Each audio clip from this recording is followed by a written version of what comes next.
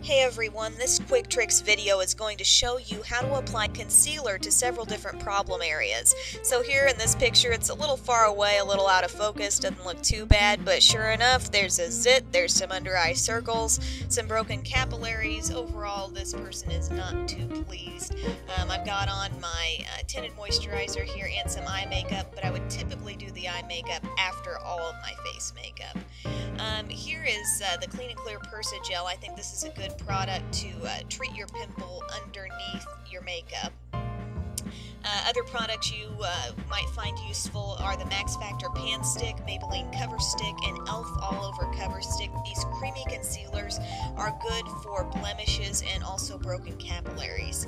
But I think you'll also want to have on hand a more liquidy concealer like Maybelline Mineral Power, Physicians Formula Circle RX, and Maybelline Age Rewind. These all work very well for your under eye circles. And the other step to concealing is setting it with some sort of powder. I like NYC Smooth Skin Powder, Loose Powder, or Revlon Color Stay Pressed Powder. Also have a concealer brush that you reserve just for powder. And when I'm setting my concealer under my eyes, I like to use a powder slightly lighter than my natural skin tone, so I use Maybelline Mineral Power Finishing Veil in Light. This just generally illuminates that area that wants to be a little bit darker. And for the finishing touch of this look, you'll just want to have your regular makeup on hand that you would normally use, your all-over face powder, your bronzer, blush, whatever you feel like you need to use to pull your look together after foundation and concealer and that kind of thing.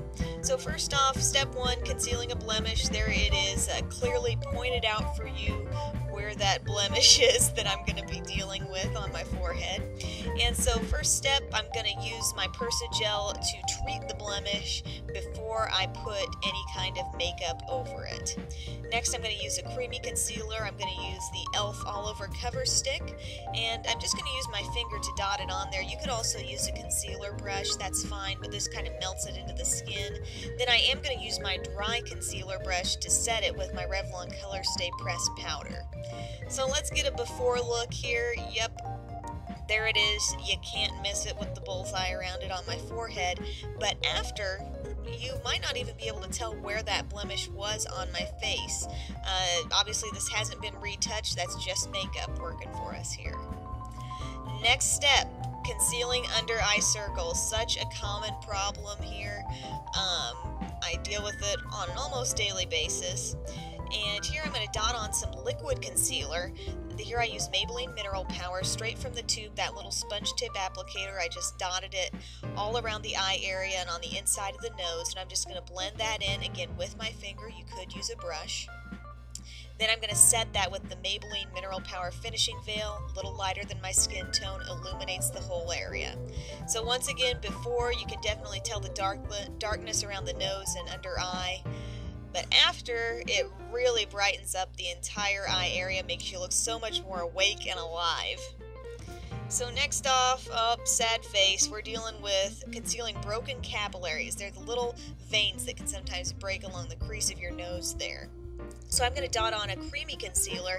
Here I'm using the e.l.f. All Over Cover Stick. It's great coverage for an area like this. And then I'm going to set it with the Revlon Color Stay Pressed Powder. Really easy two-step process. So once again, the before look, it's kind of hard to pick up on here in the picture, but you can see some redness there on the inside of the nose. Afterwards, it's bright, it's not shiny, it's not red, it's just how you want it to be. So finally, to finish the look, just use your regular makeup routine. I go with some powder all over my face to kind of pull together all those concealed areas. Also add some bronzer for that healthy glow, and then you definitely want to use some blush on the apples of your cheeks, or also as a contour if you prefer. And so let's get one more before look. Yep, there are a few problems there. There's a few things that need to be fixed, but afterward, let your hair down, put on some bright lipstick, finish up the eye makeup, and you have got a look that's ready to go for the day.